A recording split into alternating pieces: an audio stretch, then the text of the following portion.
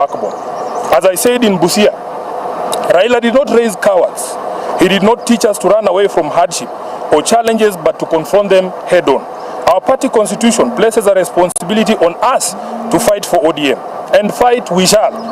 Through all lawful means, we shall fight for this great institution until the very end. We will challenge every illegality in the courts of law and in the court of public opinion. Surrender is not an option for us. I urge our members to remain calm, steadfast and committed to the ideals that brought us together. ODM is bigger than any individual, and it must remain anchored in justice, transparency and respect for its own constitution. Even as we confront the spectacle of stagnation against progress and liberal versus conservative clashes in our politics, we shouldn't fall for the allure of easy largesse and cheap promises made to the electorate for the sole purpose of perpetuating the age-old slavery visited on citizens of this nation by a regime lacking in legitimacy. I remain a loyal member and the duly elected Secretary General of the ODM party. I remain committed to the struggle for a fair, just and democratic Kenya. As I navigate this period, I ask for your prayers and goodwill, but most importantly, for all of you to remain vigilant in guarding the freedoms that Raila Odinga taught us never to compromise over. We are the generation that will reach Canaan, as envisaged by the late Raila Amolo Odinga, and nothing will distract us from this endeavor. I am grateful to all of you for all the messages of support, and I want to assure you that we will be back to the grassroots bigger and more energized, beginning this Sunday in Kitengela. Thank you. A line has been drawn. If you are on our side, you are on our side. If you are on the other side, fight on the other side. But this is not going to stop anytime soon. Thank you. The ODM democracy is indeed on trial. It is a sad moment for us to gather here as people who believed in the ideals, the ideologies and the philosophies of Baba Raila Odinga to complain about the very party that we have built through blood and sweat. It is indeed a sad moment for Kenyans. We are here to declare war. There is a coup that has happened in ODM.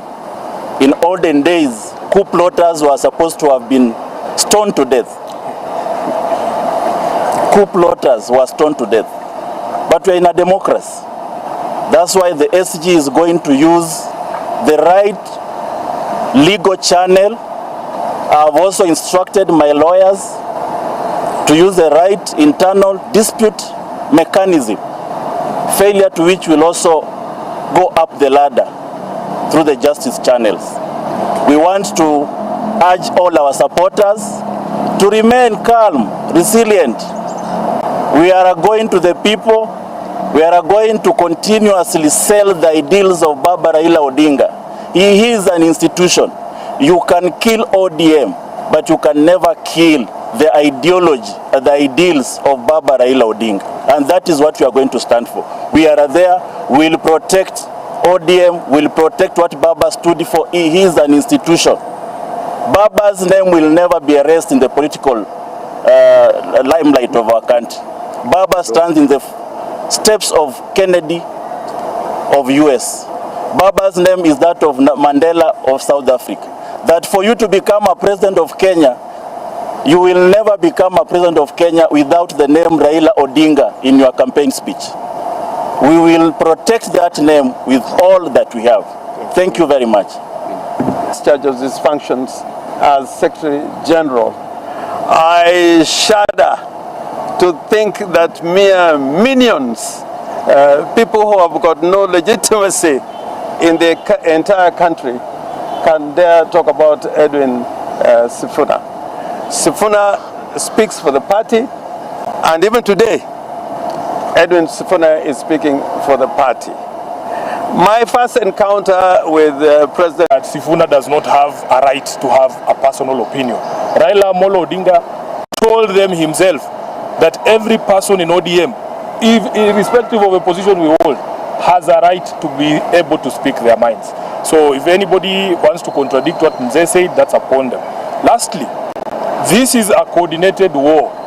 This is a coordinated war against Edwin Sifuna. You people know me. You have seen me at work. The Kenyan public knows me. Those governors that are making those allegations, we will meet them in court. In court, because it is very defamatory for you to stand up and say I have extorted you. If I have ever extorted you, you bring the evidence for the Kenyans to be able to see, and we will handle that matter. In fact, it is already a subject of discussion in the Senate, and we will deal with it from there. Any other question? Yes. The other wing said 27th March as the NDC. Are you going to participate in this? I am the SG of ODM. We will go to that NDC. We are still members of ODM. These are delegates of ODM. We will go to that NDC. There's no one who can kick us out of the party. Yes. There has been an issue about the party registration certificate. That is a matter for ODM. That is not a matter for the public. We know where the certificate is. I think we are done with this presser.